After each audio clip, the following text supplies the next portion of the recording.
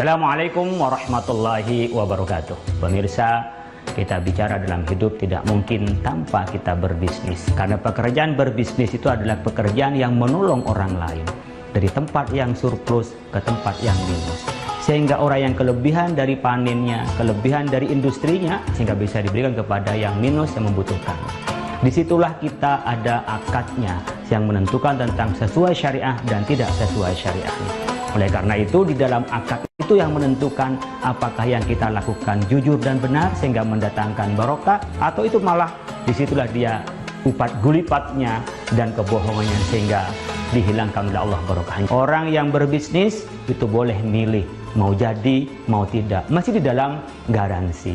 Kalau kita dalam bisnis jujur dan kita bisa transparan dan kita bisa dengan akad yang jelas, maka kita akan diberkahi oleh Allah Subhanahu wa Ta'ala dalam bisnis kita. Apa itu berkah?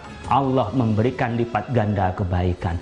Pertama, kebaikan dari harta yang dimiliki menjadi kemaslahatan di dalam hidupnya. Makin banyak harta, makin banyak kebaikan yang dia lakukan dan makin dekat kepada Allah Subhanahu wa Ta'ala. Tetapi kalau kita mendapatkan berkah dari bisnis kita, maka memperbanyak pelanggan secara bisnis, banyak jaringan, banyak yang menjadi mitra dari kita sehingga bisnis kita cepat berkembang karena ada trust dari orang lain.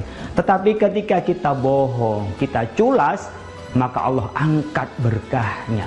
Yang kita dapatkan mungkin sekali tapi rugi selamanya. Sehingga apa yang kita lakukan bukan tambah baik, bukan tambah memperbanyak relasi, tapi di mana-mana dia kapok untuk berbisnis dengannya. Bisnis tidak semata-mata kita hanya mendapatkan uang, tapi menolong kepada orang lain. Akad tidak semata-mata kita hanya untuk mencari transaksi dari orang lain, tapi berkah dari harta yang kita miliki. Terima kasih, mudah-mudahan bermanfaat. Wallahul muwaffiq ila aqwamit thoriq.